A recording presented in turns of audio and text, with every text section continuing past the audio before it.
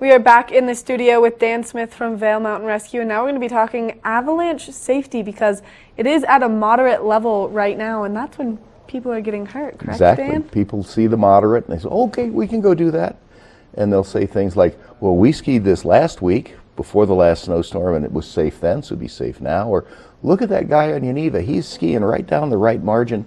If we just go 10 feet out from him, we'll have just fresh powder. Well, I've seen 10 feet out rip one loose, and that guy didn't survive.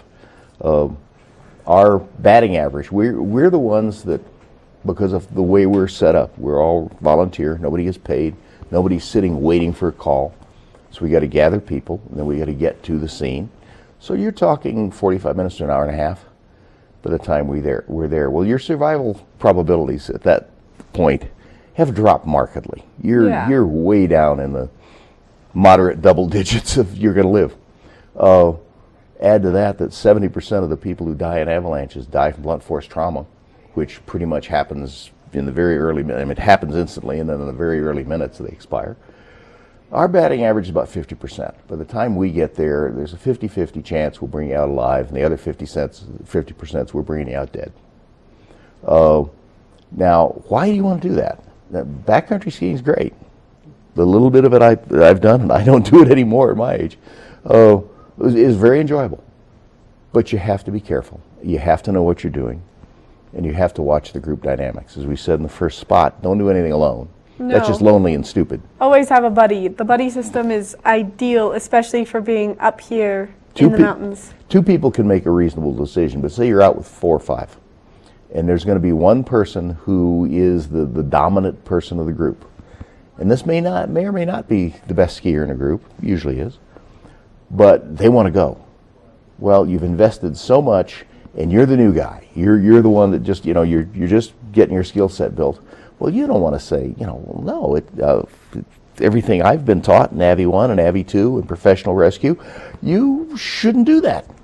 And the guy says, oh, no, we can do this. Well, you go with him. Well, one of you dies, or 2, or 3, or 4, or 5. The group dynamics are the killer.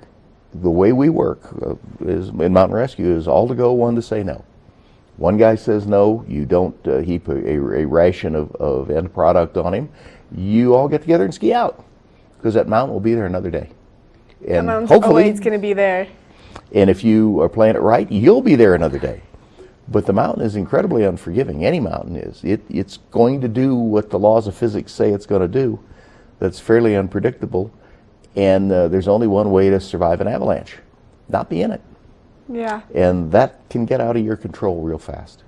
Well, and I mean, we were talking about, even if you're just walking around, looking at roofs, looking at rocks, you can see the layers of the snow, and you can see where it's going to break if you were up on the slopes. Oh, yeah, I've had an avalanche knock me over in my driveway.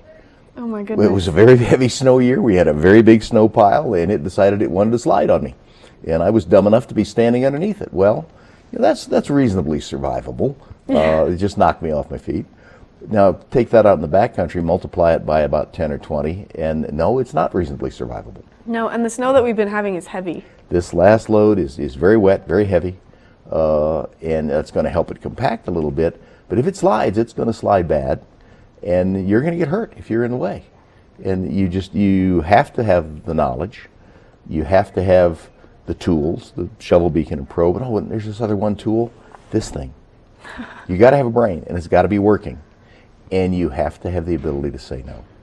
We will say no. I mean, we'll look at an avalanche and we'll see the guy out in the middle of the chute and we'll say, no. Yeah. There's a big hang fire up above him. If we blow the hang fire, that's going to take him out. If we don't blow the hang fire, we're worried about going out. Yeah, and taking our team out. It's throw them a rope, and crawl to it. I mean, that's it.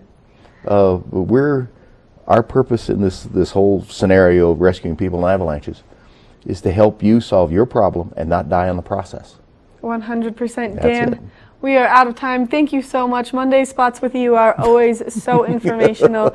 Make sure that if you're getting out there, you're using the buddy system, you're watching that snowpack, and you're using your brain. Make sure it is turned on. Those are the wise words from Dan Smith himself. Coming up next, we're going to take a look at that UV forecast for today to see if you need to layer up with some sunscreen.